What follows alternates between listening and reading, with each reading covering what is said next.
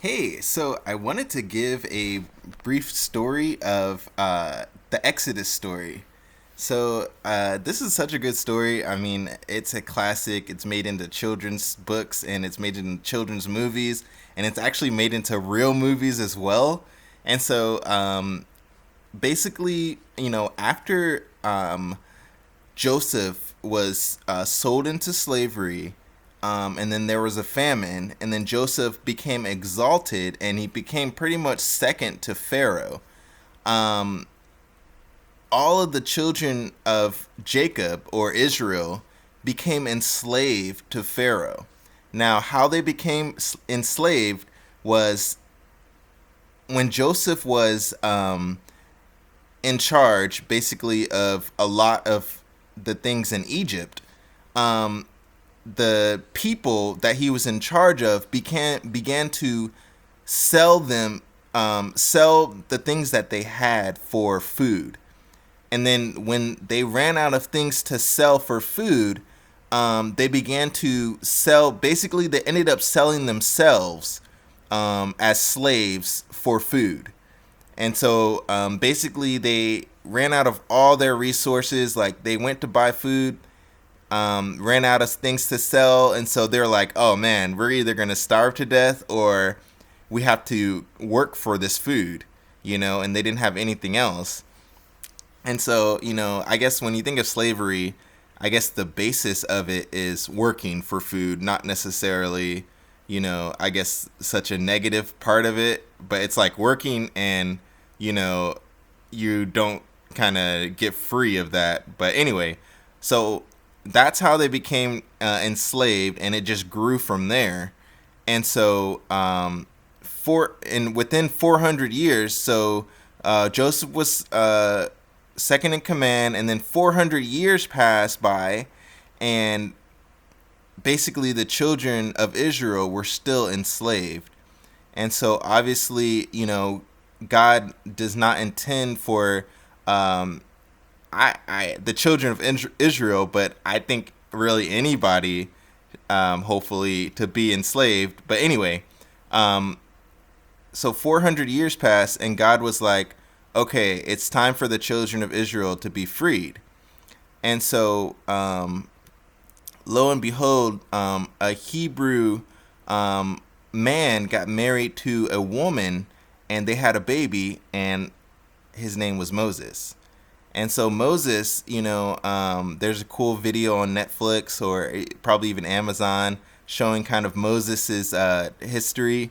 And so Moses was in the palace. He was given up by his Hebrew mom because there was a lot of pressure from Pharaoh because he was corrupt. He was trying to destroy all the firstborn child and save the girls.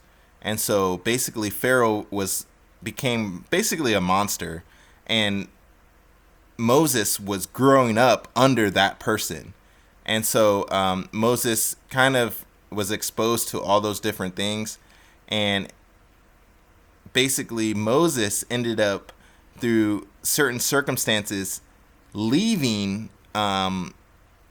his kind of high status in Pharaoh's household, because obviously Pharaoh, he is in charge of everything, so he's going to have resources, he's going to have, the money, he's going to have food. So Moses was pretty well off. And so basically Moses fled to the wilderness. He got married in the wilderness, and then that's where he met God. And that's where God spoke to him for the first time. I guess what comes to mind is maybe he knew God before then, but anyway, that's where he had the encounter, unlike before, where he started to talk to the God of Israel, and my God as well, and your God hopefully too. And so basically God came up with a plan to free the Israelites from being under the bondage of Pharaoh. Now, this is important because in Exodus, it says that the children of Israel, their bondage became very burdensome. So it became very hard for them. Pharaoh started to make their life bad. He started to put more work on them, and he saw how strong the children of Israel were, and so he started to kind of exploit their strength. Like you see like maybe a super buff guy, and you're like, oh man, let's just give that guy most of the work, and we'll carry the light stuff. And not taking into account that maybe that super strong person still gets tired. But anyway, basically, their bondage became even worse than at the beginning, and it was probably just going to continue to get bad. And so God came up with a plan to separate the children of Israel from Pharaoh and the Egyptians. And so basically, today, God created a promised land for the children of Israel. And that land today, you probably have an idea of what that is. But through a whole lot of plagues, through a lot of warnings, through a lot of signs, he started to try to appeal to Pharaoh to let the children of Israel go. But God started to intensify the warning signs and the plagues that he sent to Pharaoh. And eventually it cost Pharaoh something very big in order to get Pharaoh to release the children of Israel. And so this is, of course, we come to the famous story where God parted the Red Sea, and the children of Israel walked through dry land between walls of water. And so that is amazing in itself. And so basically, in sort of a kind of last minute, in the way that the story describes, to me, it seems like in the last kind of minute, the children of Israel were finally saved from Pharaoh and his army as they were chasing them towards the Red Sea. Okay, so now the children of Israel are in the wilderness. And so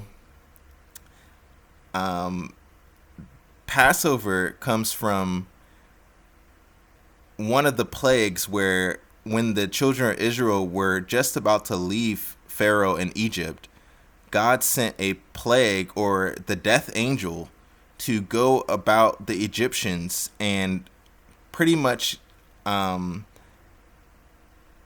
do something super bad to the firstborn children. And God said, put a red sign over your doorpost, or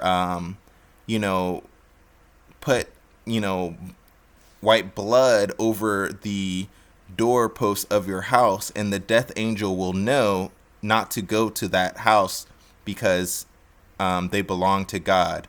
And so that is where Passover comes from, because God passes over, or the death angel passed over that house, not to go into that house to bring death to that house. So he passes over that house. And so the Passover pretty much is a tradition where you eat lamb to represent God having mercy on the children of Israel, but also, I guess, some of the household of the Egyptians as well. I mean, you could look at it like that, like God didn't kill all the Egyptians in the household, But anyway,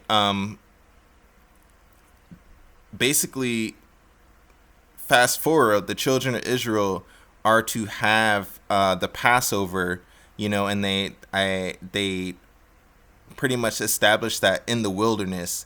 So on the other side of the Red Sea is the wilderness. It's a desert, there's nothing there. And so in that desert, this is also important, when God brought them out, the good thing was that they were delivered.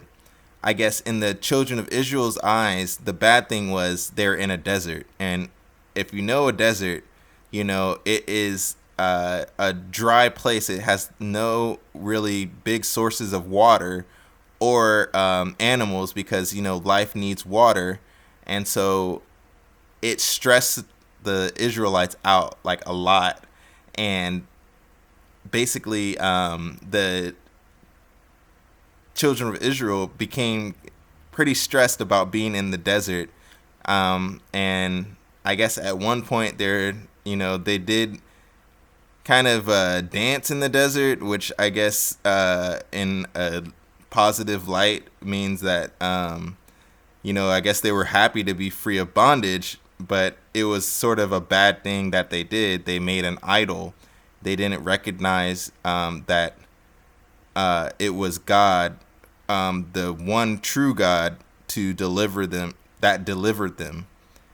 And so, the Exodus story in Exodus in our Bibles basically describes the different adventures, the trials, the stress, the challenges that both God and the children of Israel had when being delivered from bondage under Egyptian rule.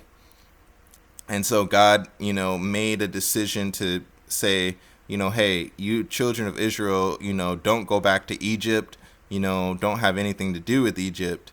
And so fast forwarding, we're already pretty much there. Today, the nation of Israel is formed from the promised land. The promised land is what God promised the children of Israel to give them when he released them from bondage. So yeah, it's a good story, and it shows how God, he is faithful. If he sees something wrong, he is going to make it right. He's going to work it out, and I think that's a story for all of us, to remember. Even in Hebrews, it talks about, hey, don't complain about your situation, because, it's not good to complain. And, the children of Israel, it said that a lot of them in the desert, it didn't go so well for them because of that one type of thing. It's good to have a positive, good attitude, even when you're in your desert, so to speak.